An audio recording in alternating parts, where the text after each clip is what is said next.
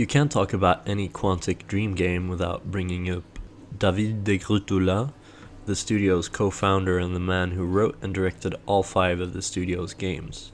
In film, you sometimes hear of auteurs, directors who have distinct styles to the point where the entire movie feels like the work of a single artist. Like how you can't feel who directed any given Marvel movie, but you can recognize a Tarantino, Nolan, or Bay movie from just a couple of minutes of watching. Unlike in film though, in video games, auteurs are fairly rare. For example, lots of people, myself included, love the Uncharted series without knowing that Amy Hennig was the director of the first 3. Do you know what signifies a game directed by Josh Sawyer or Miyazaki Hidetaka? I barely knew games had directors before doing research for this video. Codex Entry on YouTube has a series of videos which explore the gameographies, is that what it's called? Of some of Japan's finest game directors, which I highly recommend.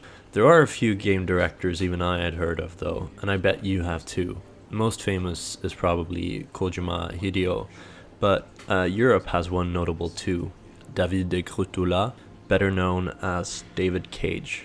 The reason I bring all this up is that David Cage received 2 prestigious French merits. First, he was made a Chevalier de l'Ordre des Arts et Lettres in 2007, and then a Chevalier de la Légion de l'Honneur in 2014. Finally, my 2 years of Duolingo is paying off.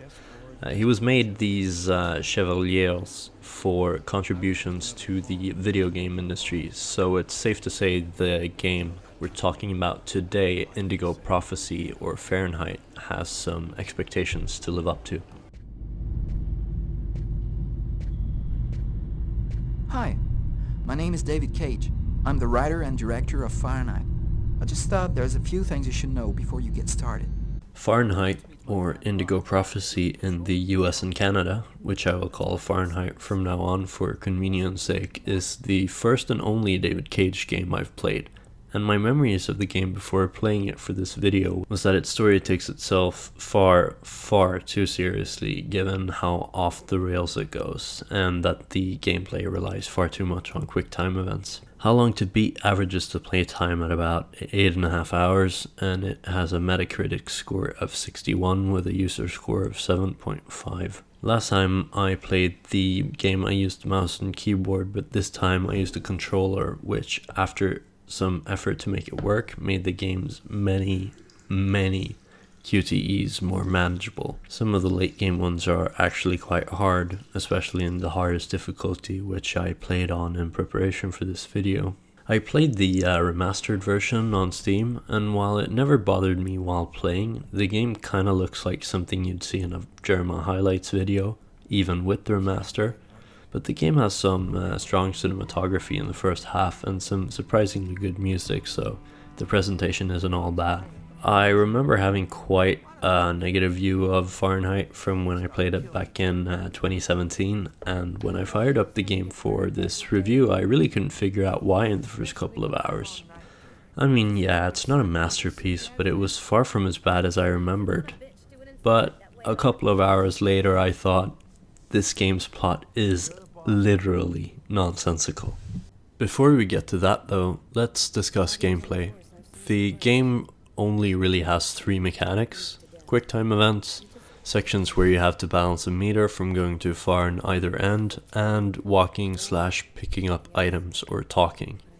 In the early hours, the gameplay is inoffensive, dull, and sometimes frustrating due to how immensely awkward the movements can be. But in the last 3 hours or so, almost everything you do is a QTE. It even features 2 cutscenes with laughably easy QTEs over them for no reason. In short, the gameplay is pretty bad. As mentioned, the story in Fahrenheit is, on every level, absolutely baffling. I cannot believe this version of the script made it into the final product. It needed several redrafts to be even passable, and the current version is straight up nonsensical at times. I can't in good faith recommend Fahrenheit, except as a game to play with friends over drinks or a blind let's play. It's a bit like Deadly Premonition in that way. There will be spoilers ahead, and while I don't recommend playing Fahrenheit, if you ever do pick it up on a sale or intend to watch a let's play of it, please do yourself a favor and don't spoil it. It's maybe worth experiencing if not playing. The game starts off quite strong. Our main character, Lucas Kane, is in a New York diner bathroom, having cut symbols into his forearms. He murders a man in the bathroom with 3 stabs to the heart. Lucas then regains control of his body, and realizing what has happened, he panics. That's when you get control over Lucas, and you have to clean up the murder scene and try to escape the diner before the police finds out what has happened. After Lucas makes his escape, the next scene you control 2 homicide detectives with the NYPD, Carla Valenti and Tyler Miles, who investigate the diner murder. I think this is a really cool opening, and the game hides some of the clues for you, so when you're playing as Lucas, so that you don't know exactly where all the clues are when you're playing as the detectives. It was, in my opinion though, a huge missed opportunity to have Lucas lose control in a cutscene. I mean, video games is the medium suited to making us feel the loss of control. It could literally not let us control the character, but you know, whatever. No use crying over spilled milk. The early hours of the game proceed with this setup. Lucas feels guilty over what happened at the diner and continues to have supernatural events happen to him, like being attacked by these tick things at work, and yeah, whatever this is.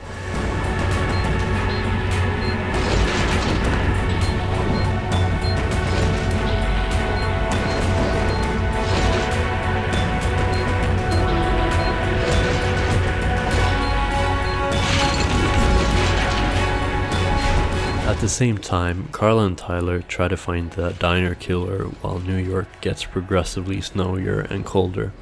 The game works fairly well in the early hours and features decent voice acting and pretty good and interesting cinematography, especially for a 2005 game. In many ways, the game can be quite cleanly divided into 2 sections. Before and after the police find and raid Lucas's apartment, which represents the game's strengths and weaknesses respectively. The early game features highlights like a grounded side story about Tyler's relationship troubles, Carla having to overcome her claustrophobia with mechanics to actually support it rather than detract from it. And the story actually seems to be building towards something interesting. The most plot-relevant scenes in the early game is when Carla finds out that murders where a random, seemingly well-adjusted person goes berserk and stabs a stranger 3 times in the heart in public has happened before, and the detective who worked such a case just tells her to drop it. The other really important scene is when Lucas goes to see a mysterious blind old lady with a lot of crows and some sort of connection to the supernatural. The second time he visits Agatha, as the old blind lady is called, she's dead, and the murder gets pinned on Lucas. Lousy day, huh? He later meets dead Agatha in a church, and she gives him a lead. The one who controlled him was a Mayan oracle. At this point, there is some weirdness, but the plot seems to be building towards a sort of horror-inspired supernatural murder mystery, where the wrongly accused Lucas manages to dodge the law long enough to find some leads that the case-obsessed Carla can use to find the real perpetrator and clear Lucas's name. But the story takes a pretty hard turn into the bizarre instead.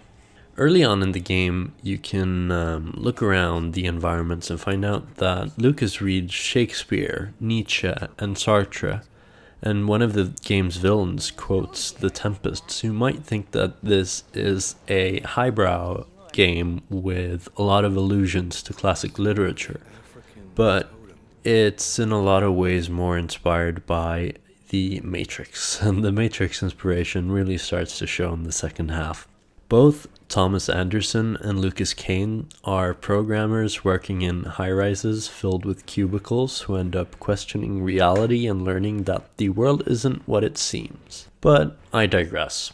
The second insane half of Fahrenheit starts when Lucas breaks into his ex-girlfriend Tiffany's apartment to rest and eat while the police is watching his apartment. After eating, Lucas randomly turns on the TV, which happens to run a feature on an expert on Mayan religion, Professor Kuryakin, who happens to be in New York. Yeah, seriously, this is a real, actual plot point. And it all goes downhill from there, really, as the plot kicks into overdrive and the notion of pacing is outright obliterated. After Lucas speaks to the professor, the Oracle tries to kill Kuryakin and Lucas, and the professor tells Lucas that the Oracle wants the Indigo child, the Slytherin girl who's been in a couple of Lucas's visions. Lucas wakes up in another world and chats with the Oracle, who turns into a panther and tries to kill Lucas, but Agatha saves him. Somehow. I mean, isn't she dead? Whatever, moving on. Agatha explains that the Oracle serves the Orange Clan, which is basically the Illuminati, and the Oracle kidnaps Lucas's ex, so he has to run off to an abandoned amusement park to save her. Both of them die when a roller coaster collapses. Yes, really. We get some scenes where the Oracle speaks with Lidl-brand Sela before the next scene picks up with Carla visiting Tiffany's grave, where she meets Lucas, who got over being dead pretty quick. Luke goes off to save Pansy Parkinson and has an absolutely bonkers fight with the Oracle. I mean, look at this. Like, it's so strange that this is the same game as, you know, the diner scene. After the fight, he meets with Agatha again, who wants the girl, and if Lucas refuses, as he did in my playthrough, Agatha shows her final form. Lucas then escapes with the MacGuffin kid and happens to run into Carla and a homeless man who takes them to the homeless people's secret base under New York, where a homeless man called Bogart explains everything. The Indigo child is a foretold child whose soul has never been incarnated before, and thus she has the answer to the ultimate question of life, the universe, and everything. We never know if she actually knows the question. Lucas has been able to resist the Oracle and fly and do kung fu and all that because he has the chroma. He got the chroma because his mother was studying a source of the chroma at a US Army base while she was pregnant with Lucas. So he got irradiated with chroma radiation while he was in the womb. So good old Luke has to take the green little girl to the army base the next day. Carla and Lucas sleep together, and Carla tells Lucas that she loves him, despite them having only met that day, I'm pretty sure. And Tiffany, like, actually died the day before. They met at her grave. Guess Lucas didn't have very strong feelings for Tiffany. Anyway, when Lucas arrives at the military base, he has a pretty short fight with a pretty tough QTE with the Oracle, who falls into the chroma juice and presumably dies after the fight. And then Agatha's final form villain monologues at Lucas, revealing what we all obviously figured out. I think you can see where Agatha's story has been going, even just from the video here. She was actually an artificial intelligence all along. Oh, I cannot stress how much I'm not, like, making this stuff up. This is, you know, actually in the game. After winning the fight against Agatha AI, Lucas puts the plot device on the floating thing over the chroma juice, and she whispers 42. We then cut to a scene where Lucas is sitting in a green paradise, thinking, when Carla comes and gives him a kiss. The game is over. Lucas is the one. He finds out that humanity is being controlled from the shadows and fights an AI. That sounds like a movie I've seen. So yeah, I wasn't kidding when I said the story is literally nonsensical towards the end. The game has so many problems. The story goes completely apeshit. There are far too many QTEs. There are some flashback sections to when Lucas was a child at the military base, which are some of the worst stealth sections ever made. The Carla Lucas romance comes out of literally nowhere. There's no setup or foreshadowing for the AI or the Orange Clan, and the game drops plot threads like they're hot. Like, what about those bug things in Lucas's office? Why did he get those hallucinations and the flying furniture stuff? Well, we never find out. Why did the Oracle kill people using mind control? The professor explains that it was a ritual to see into the other world, but why did he need to do that? I guess it was to see the Indigo child, but those murders had been going for decades. They started before the Indigo child was born. How did Bogart, the leader of the homeless people, know all about the Chroma and the Indigo prophecy and the Illuminati? Where did Lucas get his superpowers? Because if it was the Chroma, shouldn't he have had them from birth? How did anything about the AI make sense? Was Agatha an AI all along, or did the AI just take her form at some point to trick Lucas? And like, why did Lucas have to die? It had literally no relevance to the plot. Also, more seriously, the game was pretty poorly thought through and researched. Like, at one point, a clue the detectives are following up on is a piece of paper with stock quotes from the bank that Lucas works at. So when they're interrogating Lucas, they ask about it, and Lucas answers that the bank's stock buyers use those printed out stock quotes. Like, why wasn't it stockbrokers or stock traders? It's such an easy fix, and like any editor would probably have found that, right? Also, I feel like the writers really didn't know how cold the temperatures they assigned different scenes were. At one point, Tyler is playing basketball with a colleague outdoors, and he's wearing like a basketball jersey, and it is minus 12 degrees Celsius, and like, he doesn't even blink and doesn't get sick. What an immune system, I'm jealous. Carla and Little Miss Slytherin go without hats, sometimes gloves, and the girl doesn't wear pants, and temperatures in like the minus 40s and even minus 60 degrees. That's insane. I mean, for reference, here are some of the coldest temperatures recorded according to Wikipedia, for some cities you might know. In Vladivostok on Russia's Pacific coast, the lowest temperature recording is minus 31.4 degrees Celsius. In Anchorage in Alaska, it's minus 37 degrees. And in Sweden's northernmost town, Kiruna, it's minus 43.3 degrees.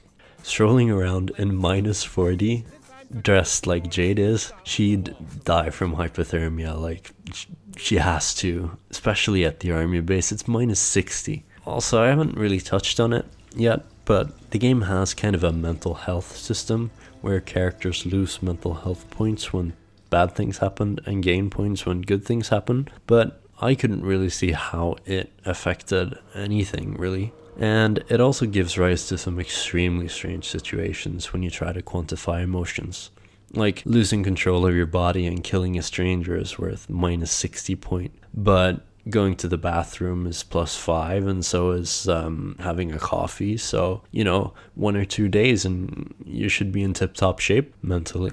I know most of this has been nitpicks, but it reinforces my point from earlier that the game needed a few more drafts. These issues were solvable, and you could have seen them coming when you had the draft right. And it's really a shame that the game went totally insane, because while it wasn't great in the beginning, it had some interesting ideas and concepts. Let's move on to talking about the current discussion of Fahrenheit here on YouTube. I only found 2 videos on Fahrenheit which weren't some form of let's play, game movie, all cutscenes, long play, etc. Scott's Game Asylum breaks down the game and describes its many flaws with a lot of humor and wit, and in the end comes to the conclusion that while it isn't really good, it has a sort of The Room-esque quality to it. And D'Artigan breaks down the game's many oddities and plot holes in the cinema sin style.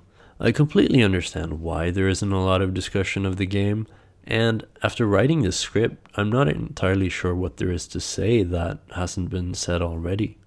The game isn't coherent enough to have resonating themes, the story isn't good enough to warrant much discussion, the gameplay has no depth and is neither innovative nor unique. So in the end, Fahrenheit is a game that tries very hard and almost succeeds at being a serious and stylish supernatural mystery in the beginning, and after the halfway point it totally gives up, switches genres to full-on urban fantasy-esque action, and throws out all logic and all rules of storytelling. And while I can't call the game good, it's impossible to deny that it's entertaining. I started this video with a discussion of Mr. Cage and the merits he received for his contributions to the video game industry. The serious half of Fahrenheit actually feels like a work with a strong vision, so there is something to be said for Cage as an auteur, but the second half felt like there was at least 12 directors, each with a different vision for what the game was supposed to be.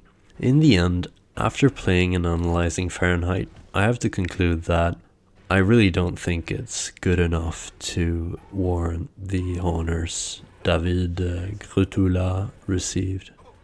Join me next time as we see the video game retelling of the classic story of journeying upriver through the Congo Free State with Army Captain Willard as he hunts down the renegade Colonel Kurtz.